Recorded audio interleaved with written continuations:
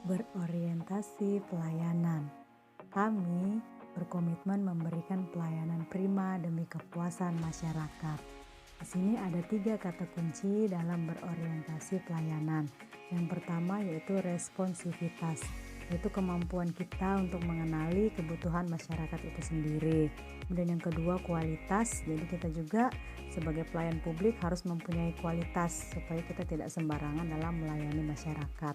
Yang terpenting yang ketiga yaitu kita juga harus memberikan kepuasan kepada masyarakat atau yang kita layani supaya mereka juga merasa dipuaskan dengan pelayanan yang kita berikan. Kemudian ada kode etik dalam berorientasi pada pelayanan ini. Yang pertama yaitu kita harus memahami dan memenuhi kebutuhan masyarakat itu sendiri. Jadi kita harus tahu di suatu daerah atau di kampung ini ada masalah apa, kesehatannya apa, yang dalam penyakit-penyakit apa yang saat ini sedang marak, dan kita harus mengetahui apa kebutuhan masyarakat saat itu. Kemudian yang kedua kita juga harus ramah, cekatan, solutif, dan dapat diandalkan. Jadi kita harus mempunyai kepribadian untuk bisa diandalkan oleh teman-teman kerja kita, apalagi oleh masyarakat yang kita layani. Kemudian kita harus melakukan perbaikan tiada henti. Kalau di pelayanan kita masih banyak kekurangan, semakin hari kita harus semakin memperbaikinya supaya lebih baik lagi ke depannya. Karena itu adalah juga dari fungsi dan tugas ASN, yaitu pelaksana kebijakan publik, pelayan publik, dan perekat dan pemersatu bangsa. Ada 9 prinsip dalam pelayanan publik.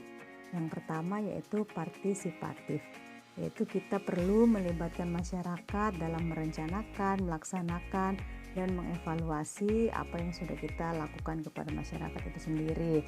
Kemudian yang kedua kita harus transparan. Jadi ketika kita melakukan semua kegiatan, kita mau supaya masyarakat itu melihat bahwa ada hasilnya, bahwa begini, begitu. Yang kedua yaitu transparan, yaitu penyelenggara pelayan publik harus menyediakan akses bagi warga negara untuk mengetahui segala hal yang terkait dengan pelayanan publik yang kita lakukan. Kemudian yang ketiga yaitu responsif, yaitu kita harus mendengar dan memenuhi tuntutan kebutuhan warga negaranya, apa yang sedang dibutuhkan oleh warga kita atau masyarakat yang kita layani. Kemudian yang keempat yaitu tidak diskriminatif. Jadi kita tidak membeda-bedakan antara pasien ini, pasien itu, yang kaya ataupun yang miskin. Jadi semuanya kita anggap sama. Kemudian yang kelima yaitu mudah dan murah.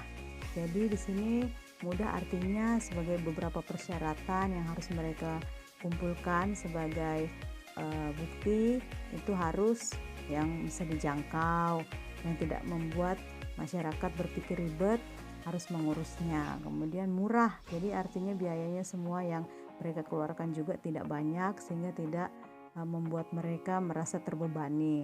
Kemudian yang keenam yaitu efektif dan efisien. Jadi penyelenggaraan juga harus mampu mewujudkan tujuan-tujuan yang hendak dicapai dan dilakukan dengan prosedur yang sederhana, yaitu dengan biaya yang murah juga tentunya.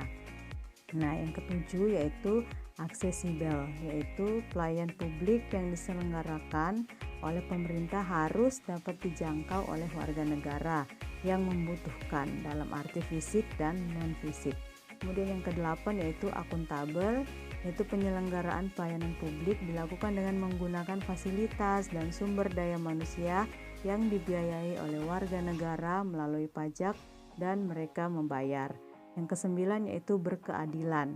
Itu salah satu tujuan yang penting adalah melindungi warga negara dari praktik buruk yang dilakukan warga negara yang lain.